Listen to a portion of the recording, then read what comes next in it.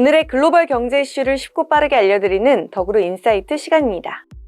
하얀 석유로 불리는 리튬, 전기차의 수요가 급증하면서 업계에서는 리튬에 주목하고 있는데요. 리튬 생산량이 시장의 수요를 따라가지 못해 배터리 산업 성장에 영향을 줄 것이라는 전망이 나오고 있습니다. 여기에 거장 일론 머스크가 리튬이 배터리 산업의 병목 원인이라고 발언했는데요. 호주 투자 전문 매체 스톡헤드는 7일 자동차 제조사들이 리튬 확보를 위해 생산 과정에 직접 뛰어들고 있지만 여전히 리튬 공급이 부족하다며 리튬 수급 불균형이 심화될 것이라고 보도했는데요. 스톡헤드는 벤치마크 미네랄 인텔리전스의 전망을 인용해 2030년까지 530만 톤의 탄산 리튬이 필요하지만 현재 LCE 생산량은 91만 5천 톤에 불과하다고 지적했어요. 또 호주 정부와 글로벌 자동차 기업들이 설정한 탈탄소 목표를 달성하기 위해서는 리튬 생산 프로젝트에 1160억 달러 규모의 투자가 필요할 것이라고 전망했죠. 이렇게 말한 데에는 자동차의 전기차 전환 목표와 맞물린다는 이유가 있습니다. GM과 메르세데스 벤츠는 각각 2035년과 2030년까지 제조되는 차량을 100% 전기차로 전환하겠다는 청사진을 내놨고요. 스텔란티스 역시 중국과 유럽의 100%, 미국의 50%를 전기차로 생산하는 것을 목표로 하고 있습니다. 지난해 전기차 130만 대를 생산한 테슬라도 2032년 전기차 2천만 대를 생산하겠다고 선언했습니다. 때문에 주요 전기차 기업들은 직접 리튬 광산에 투자를 진행하거나 정제소를 건설하는 등 전기차 배터리의 핵심 소재인 리튬 확보에 나서고 있죠. 그럼에도 불구하고 리튬 부족이 전기차 확산의 걸림돌이 될 것이라는 겁니다. 실제로 일론 머스크는 자신의 트위터를 통해 리튬 광석은 지구 곳곳에 있지만 정제 능력이 문제라면서 리튬 생산량 부족이 배터리 산업의 병목 현상을 야기할 수 있다고 우려했죠. 테슬라가 지난 5월 텍사스에 수산화 리튬 정제소를 건설하기 위해 10억 달러 이상을 투자한 것도 리튬 확보를 위해서입니다. 이처럼 수급 불균형에 대한 우려는 곳곳에서 나오고 있는데요. 하지만 다양하게 얽힌 이해관계로 리튬 수급 불균형은 쉽게 해결되지 않을 것으로 보입니다. BMI 카메론 퍼스크 애널리스트는 리튬 공급은 부족하지만 리튬 생산 프로젝트 관련 플레이어들은 수익 극대화를 위해 리튬 생산을 서두르지 않고 있다면서 또 리튬 생산을 위해 투입되는 비용을 승인하고 이를 실제 지출하는 데 시간이 소요되는 만큼 수요에 맞는 리튬 공급은 사실상 불가능하다고 말한 바 있죠. 하지만 무공해 차량은 전기차만 있는 게 아니죠. 수소차도 있습니다. 현대의 미국 전기차 전용 공장 현대차 그룹 메타플랜트 아메리카와 사바나 항구를 연결하는 고속도로를 따라 수소 충전 네트워크가 마련될 전망이라는 소식이 나왔는데요. 이 리튬이 필요한 전기차 대신 수소차라는 대체제를 통해 이 리튬의 수급 문제를 해결할 수 있을지 주목되고 있습니다. 조지아주 교통부는 대형 수소 트럭 동력 공급을 위해 주 전역에 수소 연료 보급소를 배치하는 방안을 마련하고 있습니다.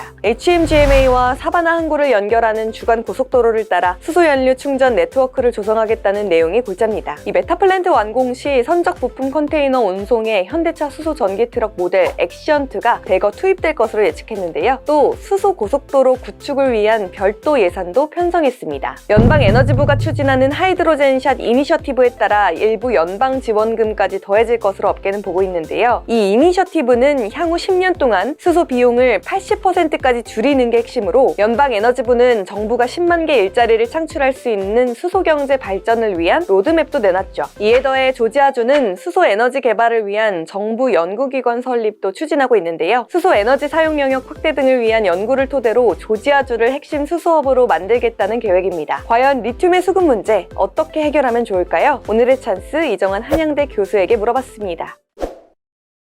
전 세계 전기차 시장이 확대되면서 배터리의 핵심 자재인 리튬 공급량이 급증하는 수요를 따라가지 못할 것이다라는 우려가 계속 제기되고 있죠. 전기차 배터리의 핵심은 리튬이고요. 이것을 나트륨을 대체하는 여러 가지 노력들이 제기되고 있긴 하지만 아직까지는 이제 나트륨 배터리는 상용화된 상태는 아닙니다. 그래서 리튬 이온 배터리가 대세가 되고 있고요. 작년까지 한 45개 리튬 광산이 운영됐고 올해는 11개가 개발되고 내년 7개 이상 더 열 거라고 생각을 하고 있는데 리튬 광산 자체가 수요를 못 쫓아가는 게 아니냐라는 그런 평가들이 많습니다.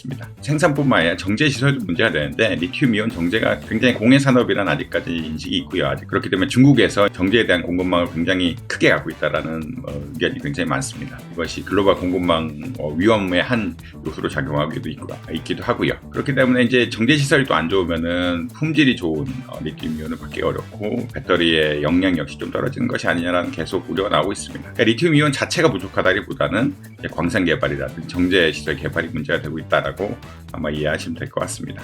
에너지 믹스라고 이야기하는데 재생에너지를 만들 때는 그 변동성 때문에 기후변화라든지 날씨변화라든지 풍력변화라는 게 늘 항상 있는 거기 때문에 이게 안정적인 전기를 공급할 에너지가 필요하고요. 그것이 수소라고 생각하고 있습니다. 원자력이 뭐 일부 대체가 될 수 있는데 뭐 장기적으로는 원자력의 이제 위험성 때문에 수소를 대체해야 된다는 의견이 지배적이고요. 이렇게 수소를 대체하려 그러면 결국은 수소 인프라, 이 인프라 중 하나가 결국 수소 충전소인데 각국에서 이제 수소 공급을 촉진하는, 그래서 수소 인프라를 촉진하는 법안들이 나오고 있고요. 지금 수소 인프라는 전기차 문제를 대체하는 뭐 하나의 수단이기도 하지만 전체적인 인프라 구성이 우선이다. 현대자동차 경우에는 자원순환형 수소 생산 컨셉이라고 이야기해서 음식물 쓰레기 뭐 전반적으로 뭐 이런 데서부터 수소를 생산해서 클린한 수소를 생산해서 뭐 수소 연료전지까지 이어지고 전기차에 대체하는 수소 연료전지 차를 가는 뭐 이런 것을 만들겠다라는 그런 기반이고요. 결국은 수소는 뭐 전기차와는 달리 다른 에너지 밸류체인의 뭐 중심이다라고 보시면 될 것 같습니다. 미국에서 이제 인플레이션 감축법들 때문에 뭐 수소